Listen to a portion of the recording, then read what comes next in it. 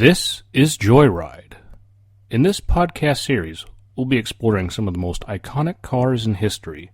I, Jared Brandon Flandy, will be taking the driver's seat as your host. Please sit back and enjoy the ride.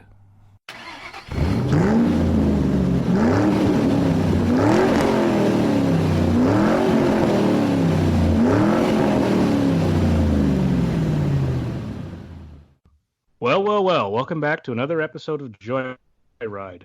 Now, with this episode, I'd like to say I have another guest on this time. He's my good friend and car enthusiast, Adam Mendenhall. How you doing, Adam? Hey, pretty good. Thanks for having me. Absolutely. So, other than being just a friend and a car enthusiast, Adam is also an actor, I'd like to point out. Yes, thanks to you. Yeah, I had a great opportunity to be part of Half-Life of a Genius and representing the great Raymer Schreiber during that film, which was indeed an honor. Yes, the Half-Life of Genius physicist Raymer Schreiber was my directorial debut. It is a documentary that featured some early NASA efforts as well as the Manhattan Project, and Adam portrayed the young Dr. Raymer Schreiber. If you wish to check out the movie, you can see it on Amazon Prime as well as IMDb TV, and it's also available for purchase on Blu-ray and DVD on Amazon as well. So aside from that, at the end of each episode, Adam, I always give a hint to the audience what the next car will be. And I said it had a odd distinction of being both American and Irish, and it only came in one color. And if anyone guessed it's the DeLorean, yes, you are right. Now, one of the reasons why I have Adam on today is Adam at one point was a proud DeLorean owner. Yes, I was. Indeed, it was an experience and a lot of positive moments, more so than negative by far. Now, you've told me this, but tell everyone else how old you are when you first purchased your DeLorean. So I was the age of 16 when I first purchased my car, which is younger than most, but it's something that I had my eye on since I was nearly about 6 years old. From the first time I saw Back to the Future, I was absolutely obsessed with the car. It made a huge impact on me. In fact, a lot of ways, it really sparked my overall interest and drive initially in automotive, and it just grew from there. So yeah, that's where it started. I know. When he first told me that, I was like, you suck. You had a DeLorean in high school. I mean, how many people could say that? A lot of people can't. I mean, honestly, a lot of people didn't think it was even my car. You know, they thought it was my dad's or a relative or something of that nature. And again, I think a lot of that is when people see that car, it really does capture the imagination and attention to the level of a Ferrari or Lamborghini or an exotic that's far more expensive. And so many people that don't know a lot about the car just immediately assume that it's very expensive, which it's not. It's not out of reach. And even at the age of 16, it's something that I'd saved up for a number of years. And by all means, there were people I went to high school with that had cars that were much more expensive than that DeLorean that I had. So funny how that works. Oh, I believe it. Now, who'd you buy it from? So I bought it from a car collector in Arlington, Washington. And forgive me, I can't think of his name right at the moment, but he had it privately listed. Actually, it was on Craigslist that I originally found it. And he had a number of cars. Some of them were quite impressive, equally to the DeLorean. Also, he had a very interesting and impressive Indian motorcycle collection, some which he had in his house.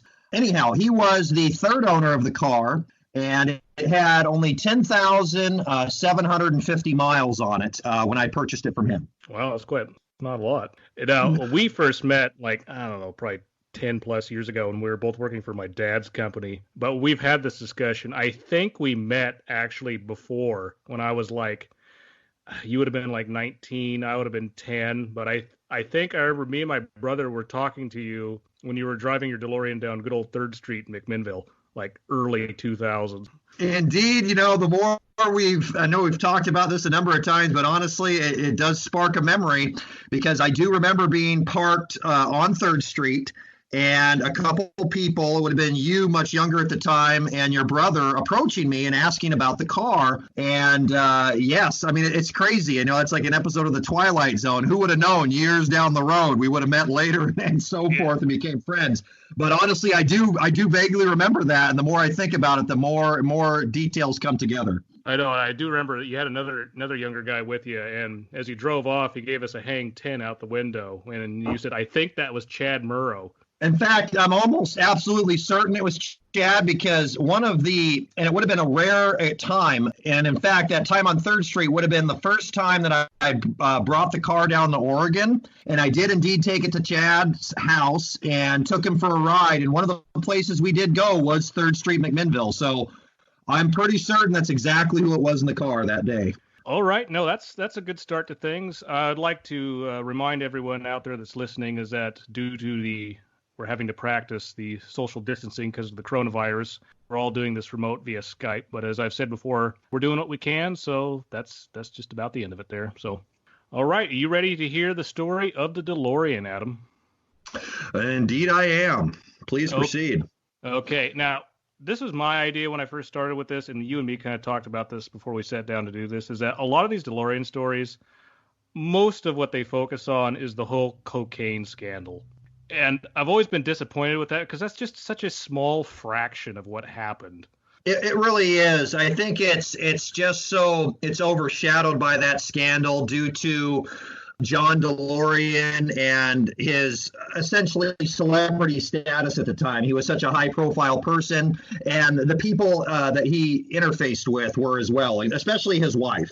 So I think that's why it's just so overshadowed. One of the reasons, anyways. Yeah, I realize that aspect of it kind of gives it the scandal and the sex appeal, but this time I really didn't want to focus on that. I really wanted to focus on the man in the car and everything that went into it. So that's what we're going to be talking about. Excellent. All right. Okay, so with that said, here we go.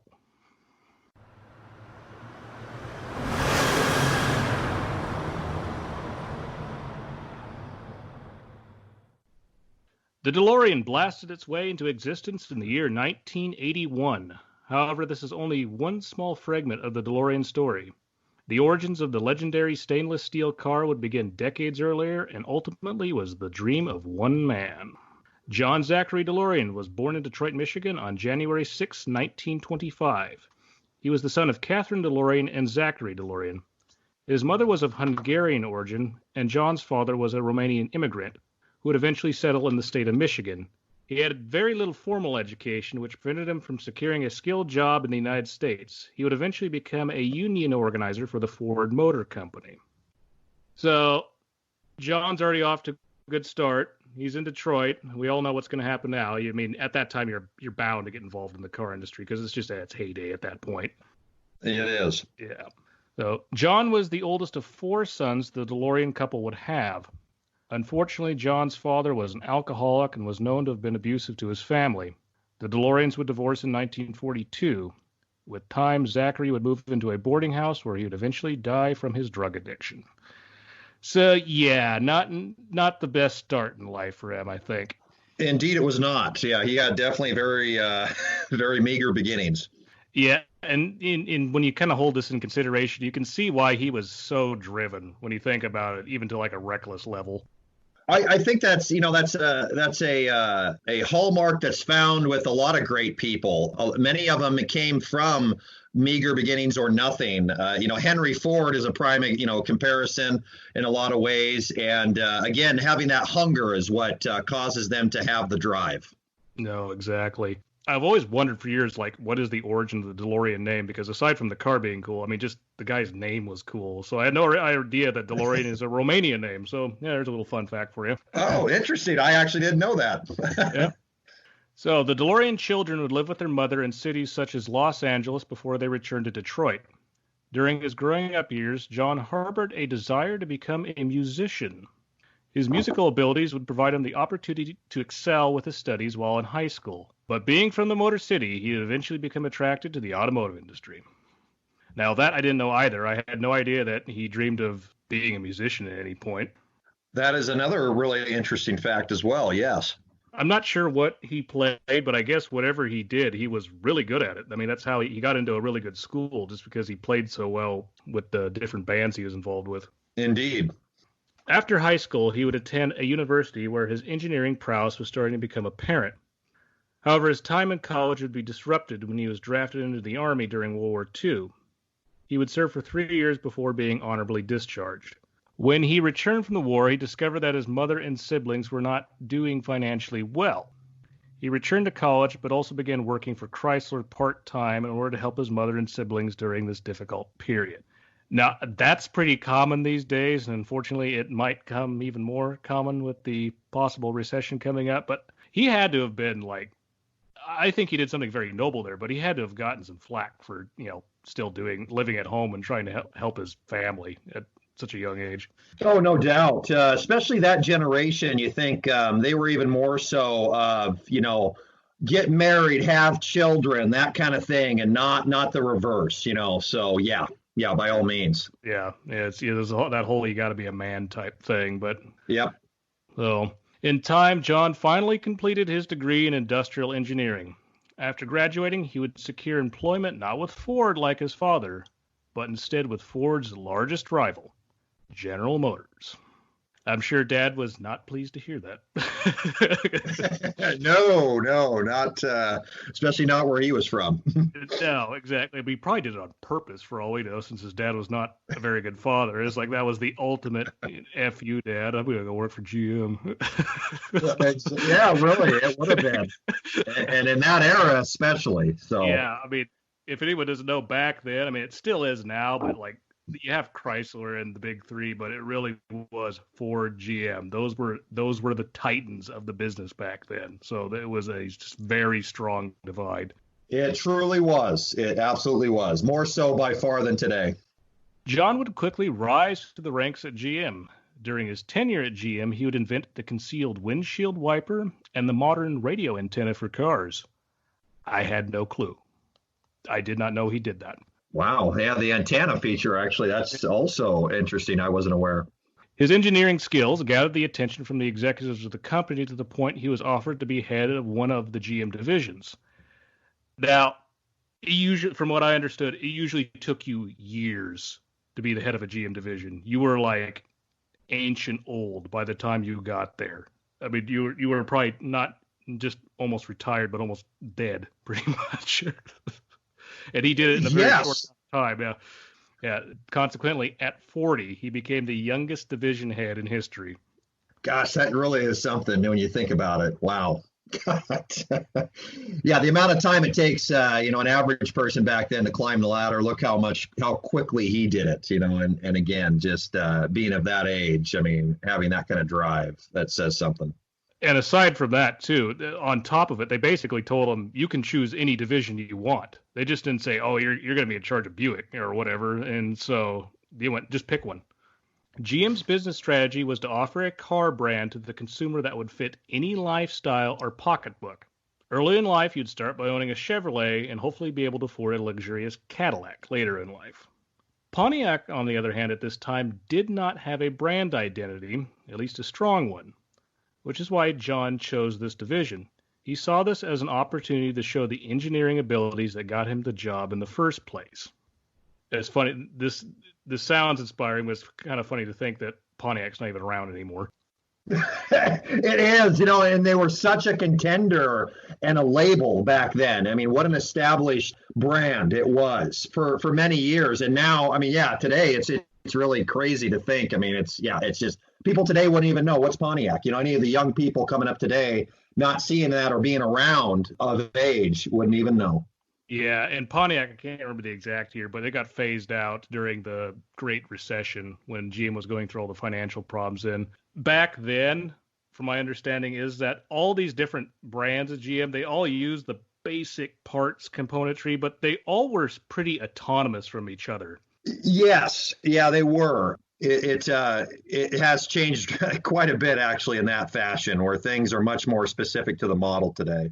I mean, basically anymore, at least up till like the last 10, 15 years, a GM car is a GM car. They just slap a different badge on it.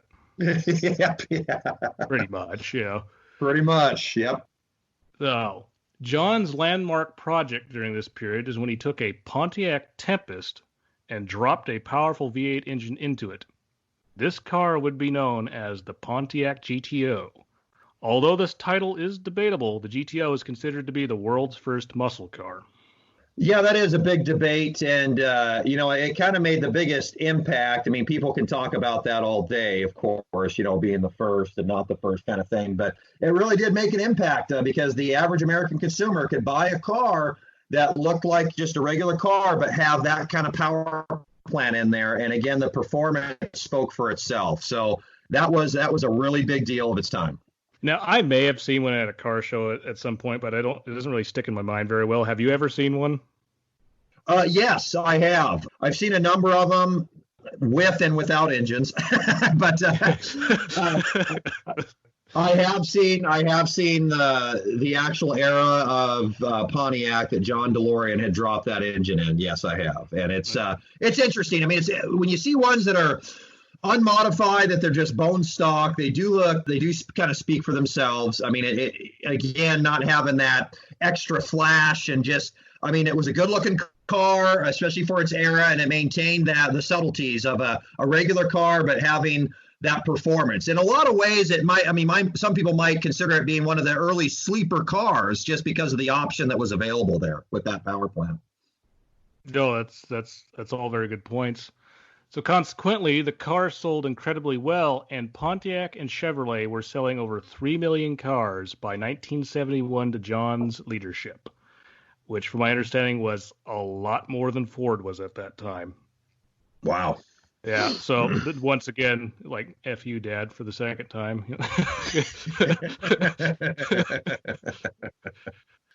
As the oil crisis hit in the 70s, he even wanted the company to produce smaller cars, much like the foreign manufacturers were already doing.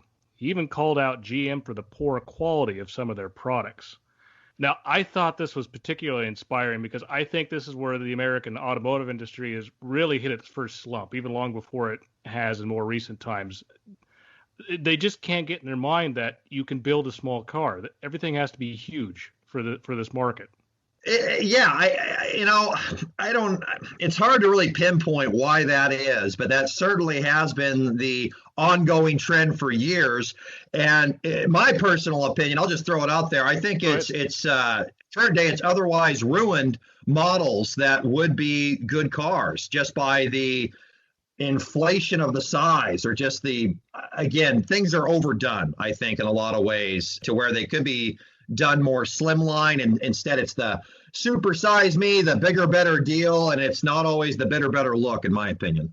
I mean, at that time you had, of course, the Volkswagen Beetle was well into production by that point, and then the smaller cars were coming out of Japan, and this is really when the Japanese started to take over things, because since gas was so high, these smaller Japanese cars were just so much more fuel efficient, and really they've slowly started dominating even that far back. They did. That's very good. That's a good point. Especially Honda and Toyota both. I mean, those were cars that, in some retrospects, I mean, they were a little bit more than the American model, but the more people that started purchasing and driving them realized the value and reliability, especially with the fuel economy. So exactly. So keep continuing on here. At this time, automotive executives were some of the biggest celebrities of their day, and John became the most famous. At one point, he was even earmarked to be president of the company.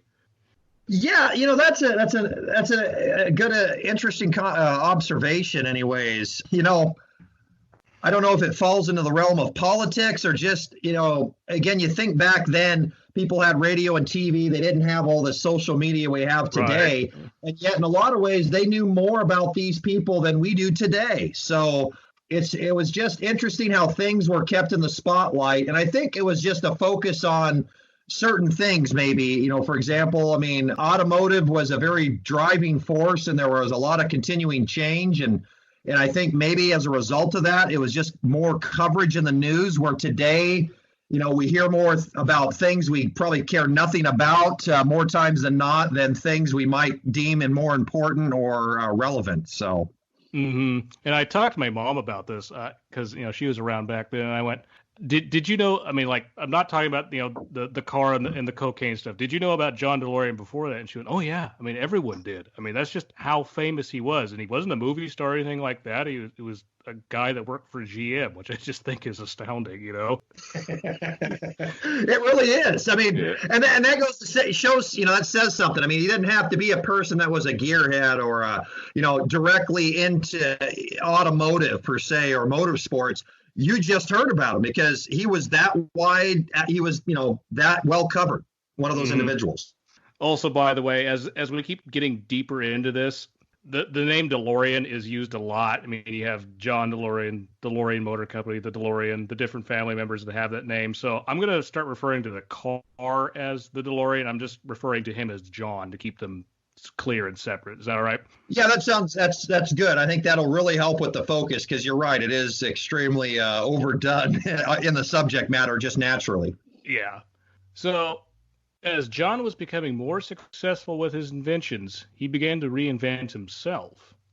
GM was a very conservative company, so when John started coming into the office not wearing a suit and started wearing a shirt that was halfway unbuttoned, this did not go over well with management. I mean, he was literally just kind of doing like that whole 70s Hugh Hefner thing, gold chains, just kind of the stud thing, which did not fit in this very Mad Men world, obviously. No, and with John, it's a very interesting from a visual standpoint, his progression because of the era he was born into and how he rose up. You look at the early John. And it was the high and tight haircut, that classic 50s, 60s, super clean look, executive. And as time goes on, as we get into the late 60s into the 70s, well, his look dramatically changes. I mean, it's still very, professional, but it does change dramatically with the times. So he's a great representation of that. By this point, what I thought was hilarious is half the photos he was in for publicity stuff, he's just totally shirtless and wearing nothing but a pair of jeans, like leaning against a car. Yeah, that is true. And with the actual DeLorean, you're right. When you look at some of the early photos, even, I mean, there's ones that he's in his suit and everything else, and then there's a number where he's just not. I mean, he's, like you said, shirtless or just in very relaxed gear. Yeah. So there were even instances where he would take the company jet on a Thursday, fly out to Hollywood to party, and then roll back into the office on a Tuesday. Yeah. Oh, quite the life. I'm sure that did not go over well, but that would not happen, period, now. No, it would not. Yeah. John had already been married and divorced twice, but in 1973, he married Christina Ferrer, the top supermodel in the world at the time. Now, out of any point in this story where a comment has to be made, I think it needs to be made here. Okay. This is like Elon Musk, an unknown Elon Musk, 15 years ago, marrying Heidi Klum out of the blue. Yes, actually, that's a good comparison. Someone that's that. I'm kind of at a loss of words at the moment to describe it, but forward thinking or progressive, and then again, marrying or being associated directly with a very high caliber female of that level. Yes, it's an interesting association. So if anyone who's not very familiar with this story, I'm not going to give you a spoiler. I'm just going to give you a warning. Things do not end too well for this guy. So now would be the time to just kind of start coming down a bit here, because it's going to get even more wilder and worse. Just wait. So I know half of it. Because of John's playboy lifestyle, he would depart General Motors in 1973. To this day, it's still debated whether he was let go or he quit. He says he quit. GM says they fired him. Well, it's going to be lost to history, but that's pretty much where it gets left at. Yeah, I haven't really. I mean, as far as any ironclad details, no. I think it's one of those things that if needless to say, if John would have stayed on track, he would have stayed. I mean, GM would have kept him on. it was because of his alternative thinking and the direction he was going. If he would, they really were grooming him to be president of General Motors. And, again, debatable whether he quit or he was fired. That was a big thing for GM. That was a big loss because they had a lot invested with him, and he was such a rising star. They really wanted to see him, ascend to the highest level. But unfortunately, John made some decisions that did not rub them well, I guess you would say. Yeah, no, that's a good way of putting it. With this newfound time on his hands, John decided to build the car of his dreams. He envisioned his car to be a fierce rival for the BMW CS. One of the first prerequisites, it had to be built from stainless steel to prevent rust, which was a common fault of vehicles of the era.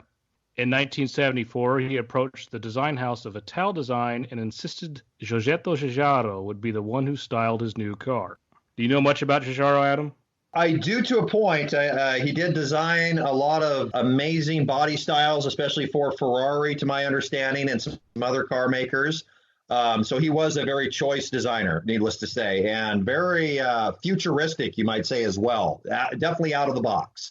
I mean, yeah, he's really is like the Tiger Woods of car designers. I mean, he's done all the way from Ferrari, Alfa Romeo, the Lotus Esprit, and you can actually see the similarity between the Lotus and the Esprit and the DeLorean, in my opinion. Mm-hmm. And then, of course, he also did like even simple cars. Like I think he designed the first Volkswagen Golf on top of it. Oh, I didn't know. That's interesting. Yeah. Now, in my Lamborghini Miura episode, I mentioned Giugiaro as well. And so I find funny there's all these connections. And I also mentioned John in the Mustang episode. So John DeLorean kind of like is the automotive Forrest Gump. He just keeps popping up when you least expect him to in automotive history. That's a good way of putting it. He is. It's amazing how connected he was, beyond his own direct creation, all the things that he actually contributed to the automotive industry and where it went. Now, with a design in place, there was only one small problem. John needed to raise a mere $200 million to build the factory and start the company. Yeah, that's easy to do, right? Yeah, especially in that era that we're falling into now. Yeah, that needless to say, especially going off by yourself as well, trying to do that, which was, he really was the first since Henry Ford to kind of go, hey, I'm going to start my own car company and I've got a great idea and now I need people to back me. I mean, the only other example would have been Preston Tucker, with the Tucker 48, and that's a whole episode in itself, but ultimately he even wasn't able to do it either. That's a very good point, and Tucker is often overlooked. And in fact, I just overlooked him myself. So I'm glad you mentioned that because that really is an episode on itself, and he was the only other one that kind of falls in that category. During John's time of partying in Hollywood, he became friends with Sammy Davis Jr. and Johnny Carson, who he convinced to both invest in his new car company. This was only just the start of what he needed, though. He then came to the realization that a foreign government may provide enough subsidies to pay for the construction of the factory. He initially came close to striking a deal with the government of Puerto Rico, but at the last minute, the British government gave him a better offer. The Labour Party was in power at the time and was being generous with state subsidies in order to support new businesses. When we kind of were discussing what we're going to talk about this, Adam, you really wanted to kind of talk about some of the economics behind this. Do you have any comments on this particular situation? Again, the era that this fell into, there were a lot of challenges due to the way the economy, especially the global economy, was at the time. And mind you, as we get closer to 1980, we're dipping into a major recession as well. And so there are just a lot of challenges that when he first started to ram up, it didn't look terrible, but a lot of challenges just due to what's going to come next kind of thing. Now, from my understanding, a lot of people just thought he was crazy for doing this, dealing with a foreign government, especially in this time where people were a lot more patriotic than they even are now. That's true. That is another thing. And it kind of contradicts someone of his stature that has such a strong American background. I mean, VP, of General Motors and their prodigal child, you might say, in some ways. It really does. It kind of it's like somebody turning to the dark side, so to speak, from the American point of view. John was offered one more lucky proposition. Instead of building the factory in England, it was decided that it should be built in Belfast in Northern Ireland. Since Northern Ireland was at the peak of their troubles, the unemployment rate was well above 30%. In other words, John would not have any trouble finding a steady supply of workers for his new factory.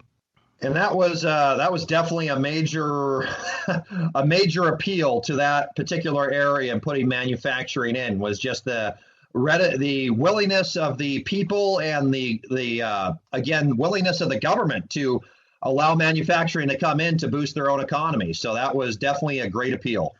Now, while we're on this note, I'd like to point out something is that at that time, even though you had all the IRA stuff going on in Ireland, the problems in Belfast are not nearly as bad as everyone seems to think they were. In fact, they were even going, John, why are you doing this? You're building your factory in a war zone. And even he pointed out, like, Detroit's murder rate is like 100, not literally, but like 100 times more than Belfast's is. That's a good point. Yeah, so there was problems, but it really wasn't that bad. In fact, I've been told, I think I went to a talk by Rick Steves, who is the noted travel book author. He said, according to him, that not one American tourist had ever died in Northern Ireland during the Troubles. Oh, wow. Yeah. So Northern Ireland, that puts in perspective. Northern Ireland was not a war zone, and in fact, I think at times it's been voted like one of the safest cities in the world, like since the 21st century has come around. So I don't think he was making a bad decision by having it there, is my point. No, at the time, absolutely not, when you look at those details. So, with everything in place, the financial figures were now finalized. The British government agreed to pay 120 out of the 200 million. This meant that with every 100 pounds the British taxpayer had to provide, Johnny on his end only had to provide 1 pound. Wow. Our finances, amazing. I think that worked out to his advantage very well. Yes. Yes, indeed. Originally, there was a long list of other proposed ideas for the car as development continued. The car was supposed to be mid-engined and was to feature a rotary engine. John also insisted that the car would have ample cabin space for tall drivers since he was 6'4". Okay, I really want to consult you on this because you and me are both well over 6 foot. Is a DeLorean comfortable for people over 6 feet tall? So yeah, I am. I vary in height depending on the shoes, right? But I label myself as 6'3". Some people call me 6'4", but I'm basically the similar frame to John DeLorean. As long as you have the seat adjusted properly, I would say yes, it does. And the reason for that is not just the headliner, but more so the actual the room on from your hip or on your side against the door. With the gull-wing door design, it actually does give you a good amount of space. And I'm talking a nice solid about 12 inches, it feels like, between you and the actual edge of the door. So that's where it really makes up some room. Where other cars like Corvette, for example, of its era, or even a Porsche, you get in and the door is just right there. So and again, the seats, the way they're designed on those cars are a little different as well.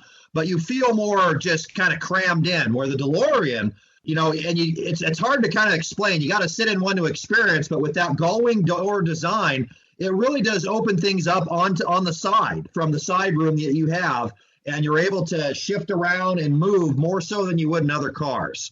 I've never driven one, but I was at a car show. It was a nice young guy that had it, and he let me sit in it. And that's the first thing I noticed. It was like, wow, I actually fit in this thing. I didn't expect that. Yes. Again, the general amount of space is more so than most of the cars, I would say, of its era, at least the ones that were in that class competing against the DeLorean. Again, you just have to adjust things right in there. Anyone shorter than like I am, it's even easier as far as room goes. Yeah, again, I thought it was very well designed, especially for its era.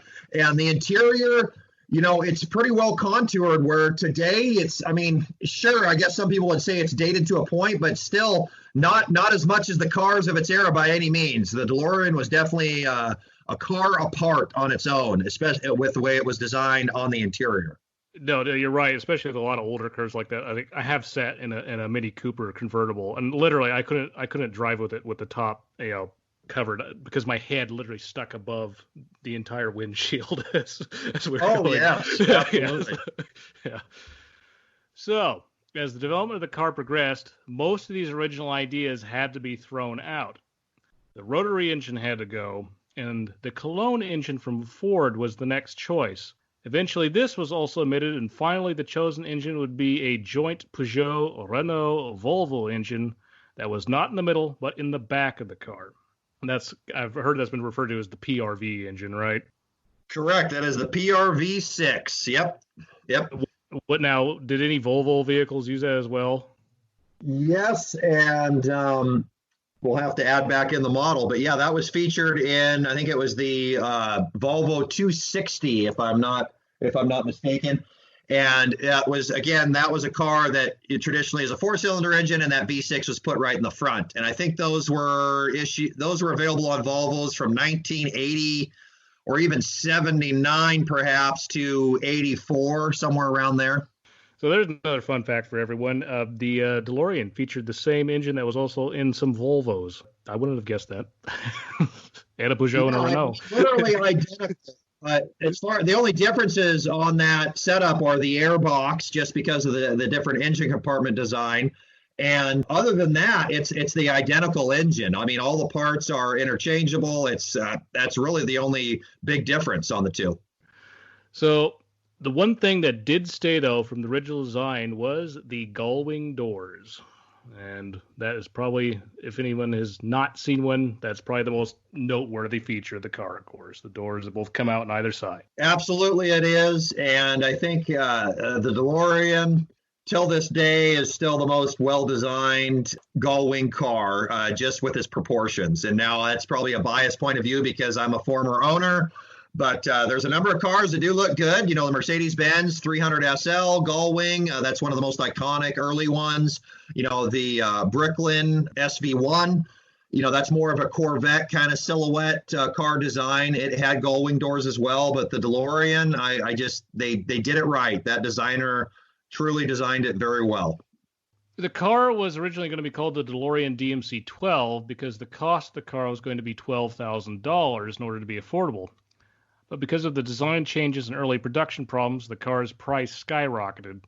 It was now in Ferrari and Porsche territory, which was not good news since these companies were both producing much more powerful cars. Yeah, that was a big hindrance, I guess you would say, because now you had a car, and we can get more into the engine later, but you had a car that had at best, kind of mediocre engine, especially with who it was competing with, you know, the likes of Porsche, Ferrari, Corvette. And the price point now was much higher than expected. So that was definitely made people kind of scratch their heads a little bit. Just a bit, I would think, you know, at the very least. So to add to these woes, even more production problems occurred. John knew he needed help from an outside company other than his own. He would turn to Colin Bruce Chapman, who was the founder of the Lotus Car Company. Lotus would design many aspects of the car, including the DeLorean suspension. Now, is that correct, Adam? Yes, that is correct. Yep, they did. Back at the factory, things were going good, though. Many people in Belfast were excited to have a job and worked very hard, even though few of them had any automotive experience in all. In contemporary interviews, some former DeLorean employees said it was the best place they had ever worked at. Yeah, that's what's interesting. Again, that's something you really kind of have to dig for today to find some of that information. Like we were talking earlier, it's the cocaine scandal or things associated directly with that.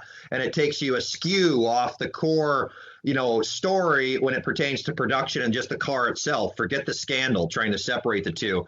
And a lot of the workers, and there's people till this day that still talk, that reflect on their time there, especially people that were factory trained technicians that didn't work right in the factory themselves. But what a positive environment it was and how exciting it was because of the car and just the design and again, the future. I mean, John really had some, big ideas.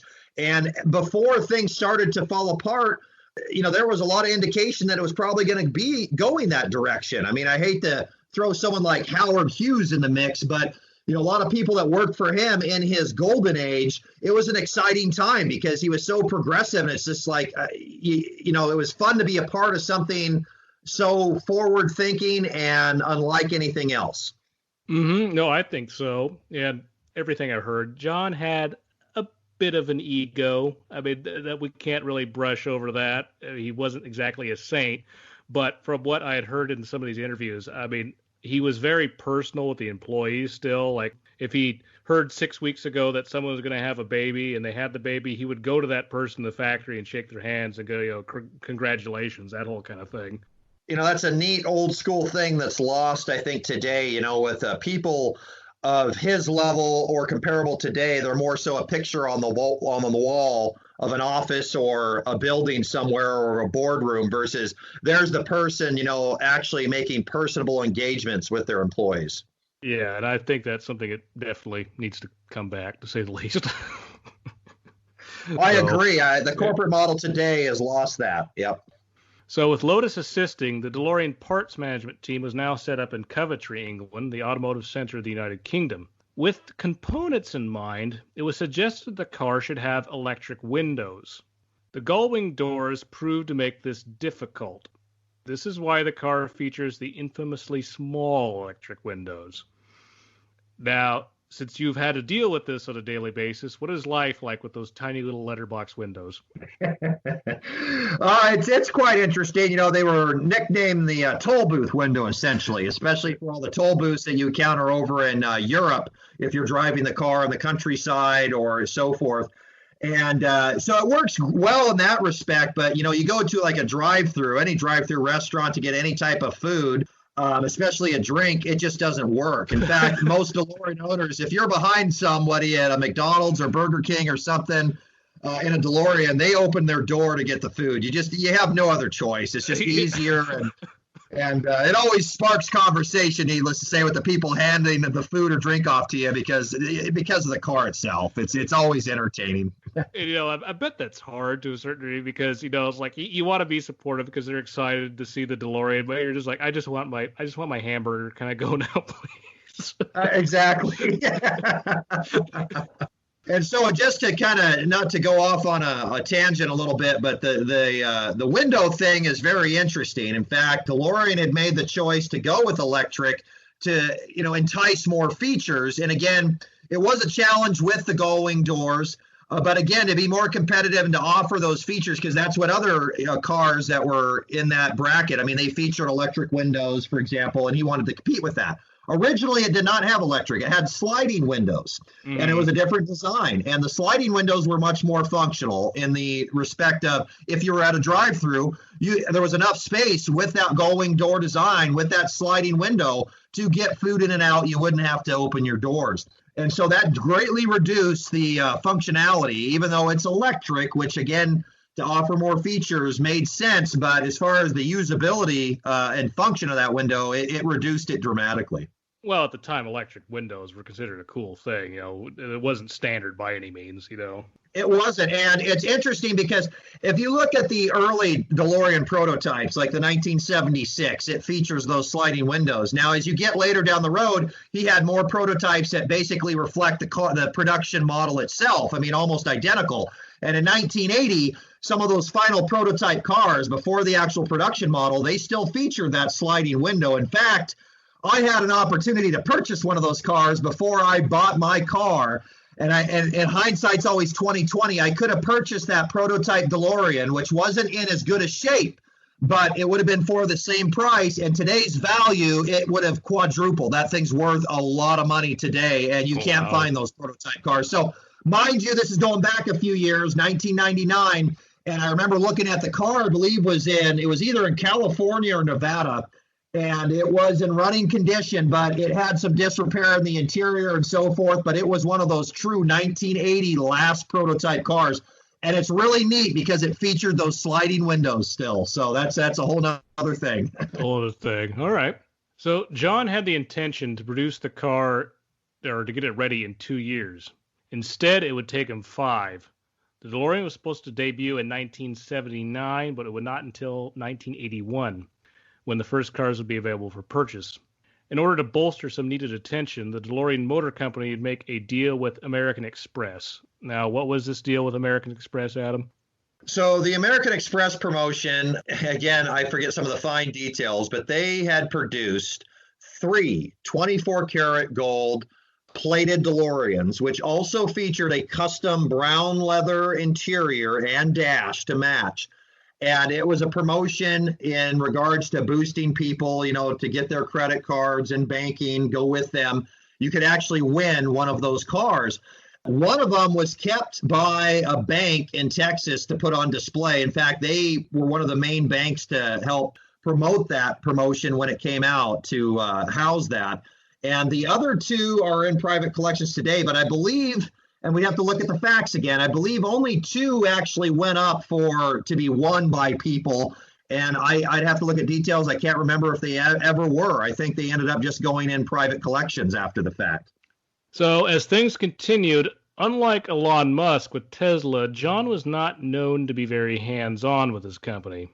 He spent most of his time at corporate headquarters in New York, where he enjoyed a hefty salary. Unsurprisingly, his spending habits did not change from his GM days, and he was now living in a luxurious apartment with his family. John and his previous wife had adopted his son Zachary, and him and Christine had a daughter named Catherine.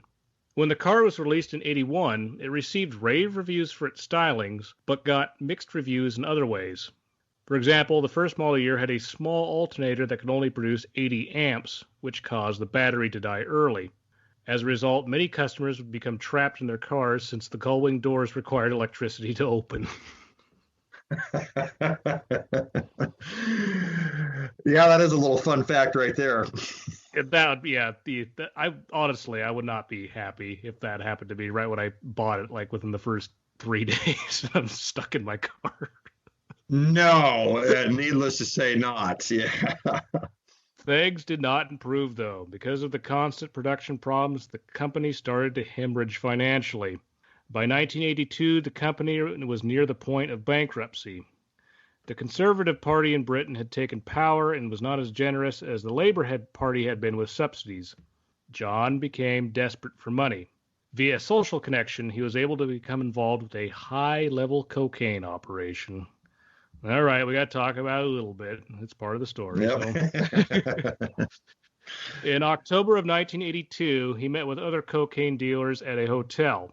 The meeting would end with the arrest of John DeLorean, since the entire meeting was a setup by the FBI. Ultimately, John would be acquitted of all charges due to entrapment being framed. But it was still not enough, and still too late to save the company. Before the factory was shut down, 9,000 DeLoreans had been built. It's estimated about 6,000 are left today. Are those facts approximate, Adam? Yeah, for all intents and purposes, they are. And I think the 6,000 remaining today, it's obvious. I think it's less than that. That figure's been out for, I want to say, the last 15 years or more. In fact, I think it's been more like 20 plus years at this point. So, yeah, it's hard to say. Today I would conservatively think, due to the nature of the car, there's still between 5,000 and 6,000 left. Yes. What's really frustrating about this too, though, is I guess some of the executives have managed to get a loan set in place, and he could have signed it that day before he made that cocaine deal, but his ego got in the way, and he didn't want to be seen as a figurehead, so he passed it down. It really is frustrating from a lot of angles. He was, again, just looking to finance his company, to keep things floating. And unfortunately, it involved something of a highly illegal nature, needless to say, the cocaine. And there's a lot of, it's kind of a really loaded subject because you can look at it from a lot of angles. And I still believe there was some input to intentionally frame and make him fail just because of how progressive he was. He was way ahead of his time. Just looking back at how quickly he climbed the ranks at GM, the car itself, if he would have had even a few more years, it would have been amazing. It's hard to think in an alternate universe where that car would have gone. And like everybody says, and I'm sure we'll touch base on this in a minute, but if only he could have held on literally for a few more years, because where that car was going to go in pulp culture was going to immortalize it forever. And needless to say, if he would have been producing cars at the time, I think he would have sold those things like hotcakes, even for the price they were at that time. No, I think so too. And if the company had managed to stay afloat, there were also plans to build other vehicles, including a 4-seat DeLorean, an off-road vehicle, and surprisingly, even a bus.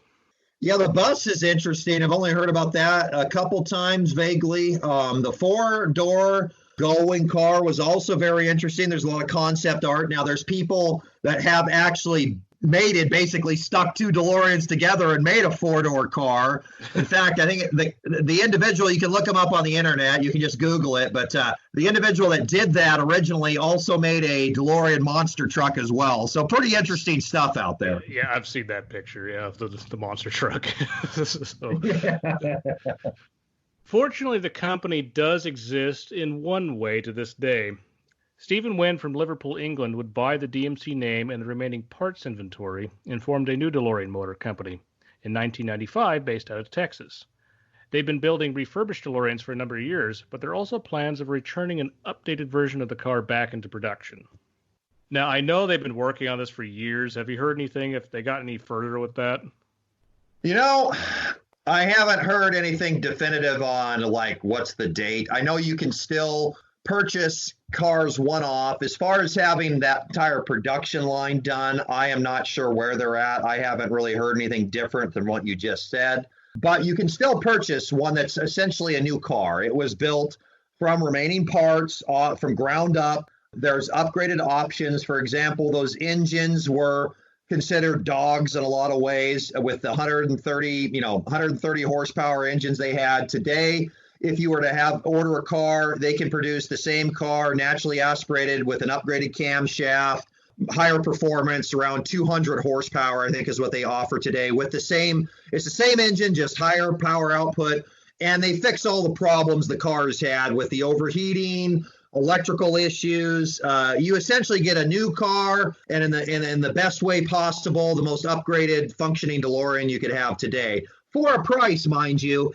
And again, I'm talking out of line here a little bit because I'm going back a few years, but I know when they originally offered those, they were around $50,000 to $60,000 for a truly refurbished or newly built DeLorean from old spare parts. No, that's my understanding as well. So hopefully they keep working on that.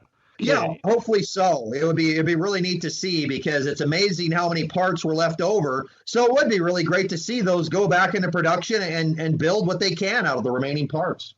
No, I'm excited for certain. All right, we're approaching the end of our story here. So John and Christine, after all this occurred, would eventually divorce, and he'd become a born-again Christian. Mr. John Z. DeLorean would end up living in a small apartment in the later years of his life. Despite the previous failure, he spent the rest of his life with the hopes of building a new car, but this did not come to fruition. John DeLorean would die in 2005 at the age of 80 years old. Even though the man may not be with us, his legacy lives on to this day in the car he built, the DeLorean.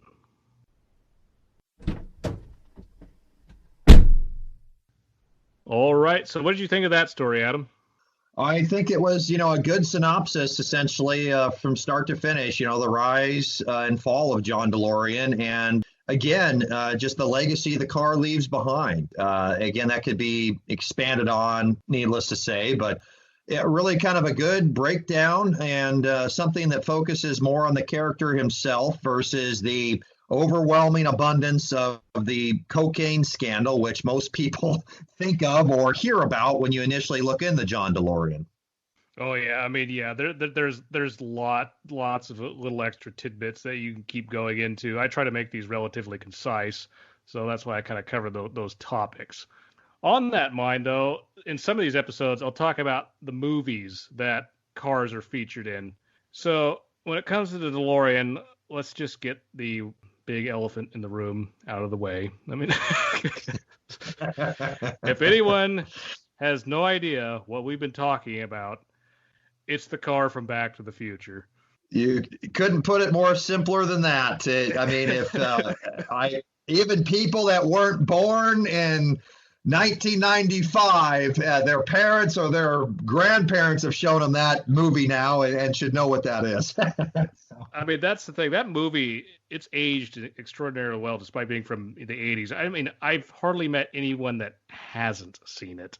Yeah, really, and I haven't either. I mean, honestly, unless you're completely shut off from TV or media of all types, living in a monastery, for the most part, you do know what that movie is, and you've at least seen the first one or the second one, or at least one out of the trilogy. So. And there's a couple other films that have been made about the DeLorean, John DeLorean. One of them is the documentary Framing John DeLorean, which features Alec Baldwin in the reenactment sequence. Have you seen that one, Adam?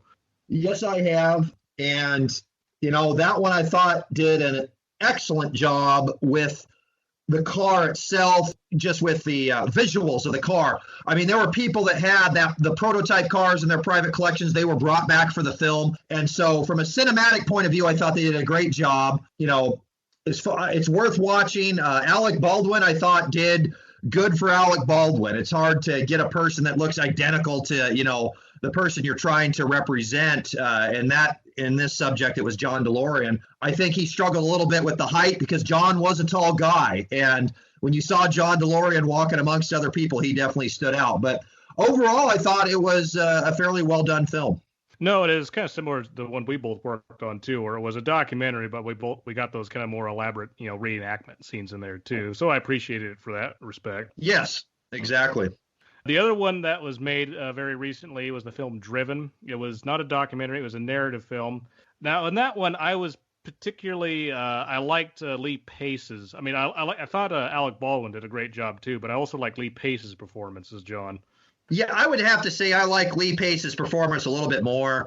Just again, going back to the representation or the visuals of the person, he had more of a frame, his taller frame. I thought it did a better job of representing John DeLorean than Alec Baldwin did. But, there's pros and cons to each one. But overall, I would say I'm preferable to him just representing John as a person. So, well, the reality is, John at that period, you have to be the most cocky, slightly arrogant, likable person on planet Earth, which is what I think Lee Pace did a good job of delivering on. I agree. Yeah, that's a lot of marks to hit on, and he hit on all those. Yes. Yeah. On the note of the movies, too, have you ever ridden the Back to the Future ride at Universal Studios? Well, yes, I have. Now, I haven't in recent times, but geez, let's see. The first time I would have been 12 years old, and then the second time I was 20 years old. In my early 20s anyways, went back and wrote it again. And, of course, got to look at one of the actual cars from the film that was on display there and so forth. And it was a lot of fun. I think when I was 12, it was quite an experience, especially for the technology of the day. I mean, it really felt like you were flying, in that IMAX experience. It was pretty cool. Aside from, John's ego, which obviously caused him a lot of problems, I've watched a lot of interviews with him later in life. And it was a very different man from what I saw in those interviews. The best way I could put it is he seemed sincere with the mistakes he made. So I don't think he was a con man. I don't think he was trying to pull, a giant con anyway. I think he really wanted that company and that car to go, and it just didn't work out. Absolutely. I mean, his heart and soul truly was in that car. And again, the direction and the dreams he had for it, I really think he had envisioned them coming to fruition. And when they did not, when he finally hit the roadblocks that he couldn't get over, it was truly heartbreaking for him as a person. And in Framing John DeLorean, they interviewed both of his kids, who are now grown, of course. And from my understanding, they both lived just regular lives for the most part. So that car was hard on that family. It really was in so many ways. And even the kids, when you watch some of their interviews, they talk about how hard it was to see their dad, even though once he became a born again Christian, living in a 1-bedroom or 2-bedroom apartment at the end, it was hard for them because this was a guy that was a CEO that started his own car company. I mean, it was international, and it was a hard adjustment for them to see him in that light, even though John, it sounds like, had made peace with himself at that point. But what a huge roller coaster adjustment in lifestyle and just status, I guess you would say. Hey, the way I look at it, ultimately he didn't fail, because here we are talking about him.